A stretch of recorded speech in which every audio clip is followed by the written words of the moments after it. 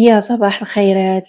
كيقولوا الهوا ديال الصباح كيداوي الجرح وكيشرح القلب، وفي النسيم ديال الصباح بركة، واللي استقبلوا بابتسامة وامل كبير في الله عز وجل. بالرغم من الظروف اللي كندوزو بهم راه كيدوز نهارو فرحان. وهذا الشيء اللي كنحاول حتى انا ندير.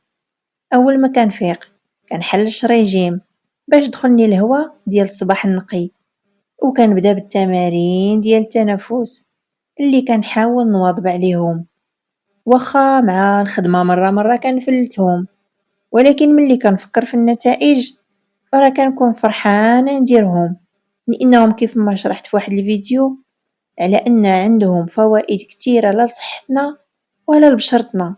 انا بعدا لقيت عليهم واحد النتائج اللي هي غزالة بزاف ومفيدة بزاف. حتى نتوما حاولوا ما تستهنوش بهاد التمارين هادي ديال التنفس وحاولوا تواظبوا عليهم، وانا متاكده حتى نتوما غادي تلقاو عليهم نتائج اللي غادي تفرحكم بزاف.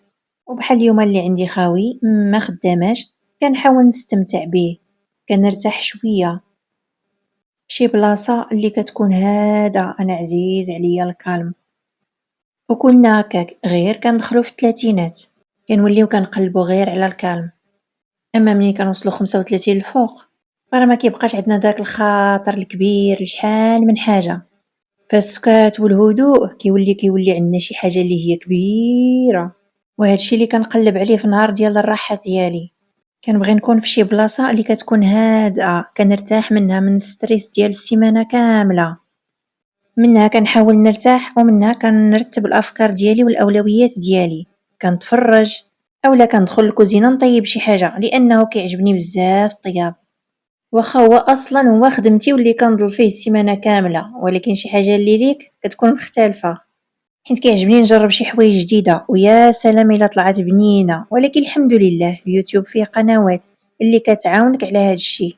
ومن بين القنوات اللي كيعجبوني هاد القناه ديال عبير قباش. صراحه هاد الاخت مهاليه في المتابعين ديالها، كتعطي وصفات اللي هما متنوعين بساط وكذلك راقيه، وزيد عليهم كتعطي داك التكنيك والاسرار اللي كتخلي الاطباق كيكونوا ناجحين ولذاذ تبارك الله.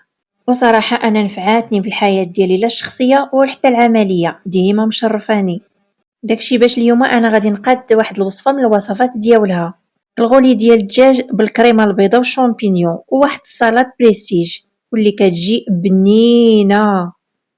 شوفوا لي هاد السلطه بريستيج اللي كتجي كتحمق شكلا ومذاقا، اللي كترافقها هاد الصوص هادي اللي كتجي لذيذه بزاف، كتجمع ما بين الحلو والمالح. وزعما ما عندي ما نقول، وبما انني درتها للعشاء للضياف فباقي عندي الوقت انني ندير الروتين ديالي ديال العنايه. كنتهلا في الرجيلات وكناخد دوش اللي على حقو طريقو بقماجو اللي غزال الريحه والترطيب وصابونيتو، يا سلام، وبالزويته اللي كتعطر وكترطب الجسم. وما نعاودش لكم على الرويحه اللي فيها، والترطيب والكريمه ديال الترطيب، وزيد عليهم هاد الديودورون اللي كتجي هكا كريميه وبريحه الزهر. دا صنع ايديا وحياة عينيا، شوفوا الحلاوه. وكنزول الشعر ديال الوجه باش يبقى ناعم، وكنزول حتى الرؤوس السوداء لي بوان نوار. وما كنساش الشفايف ديالي اللي كنتهلا فيهم بهذا المقشر هذا اللي خاص بالشفايف، بزبدات وزيوت اللي كيخليو الشفايف رطيطبين وحميمرين وكيعطيوهم داك الفوليم اللي كيحمقني. ونتهنى من التشققات. كندير مساج للوجه ديالي بالسيروم الزيتي باش نحفز الدورة الدموية، باش بشرتي تولي فيها ديك النضارة اللي كلنا كنقلبوا عليها بلا ما نحتاج ندير إبار النضارة.